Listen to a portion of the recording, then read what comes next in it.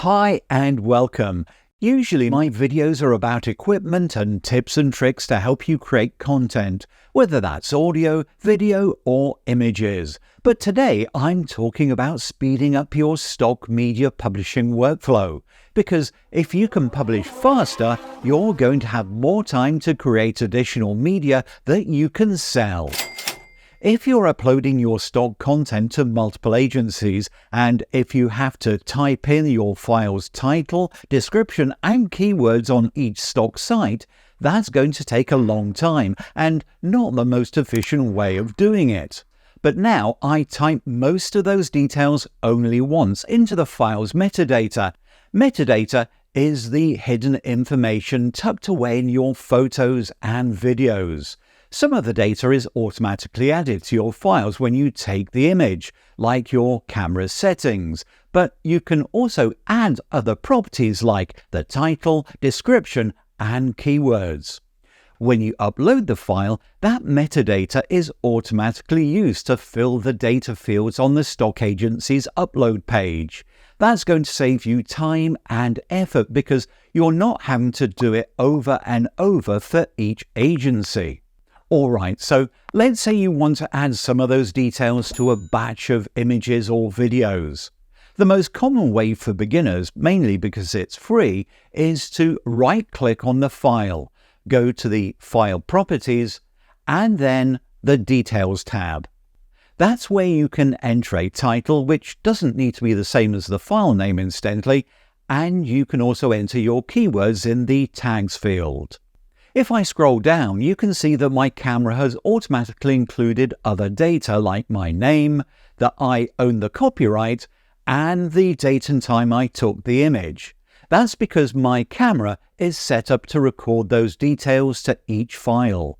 Data is also captured about the camera and the exposure settings that I used. You can use this File Explorer method for both images and video files, but it's a bit tedious and there's got to be a better way of doing this, right? If you're a Photoshop or Lightroom user, and this is probably also the case in many other image editors, you can enter the data during your post-production process. For instance, in Photoshop, go to File, choose File Info, and then in the Basic tab, enter your title, then description, and keywords. If you have a bunch of images that all have the same keywords, you can export that as a template and then import the data as you edit your other images in the batch. But say you're creating images and videos. There's a better way of adding your keywords by using Adobe Bridge. It's a desktop media browser and digital asset manager that's part of every Adobe subscription. I think you can even download it with a free Adobe Creative account. I'll include a link down in the description. So let's take a look at adding metadata in Adobe Bridge. Now, the clever thing here is that you can add metadata to a single file or multiple files. So select the thumbnails of the content you want to add keywords to, then left-click on one of them and choose File Info from the menu that appears. This time, the data you type in will be added to all those selected files, which really speeds up the tagging process. And this applies to both images and video files. See how easy it is to add titles, descriptions, and keywords? Plus, like in Photoshop, you can export and import templates to quickly add data you regularly use. But in addition to adding your metadata and batch processing your content, Bridge can also upload that content to your Adobe Stock Contributor account, which is another great time saver. So in Adobe Bridge, go to Essentials, and in the top right you can preview the content or click on Publish and choose Adobe Stock Contributor.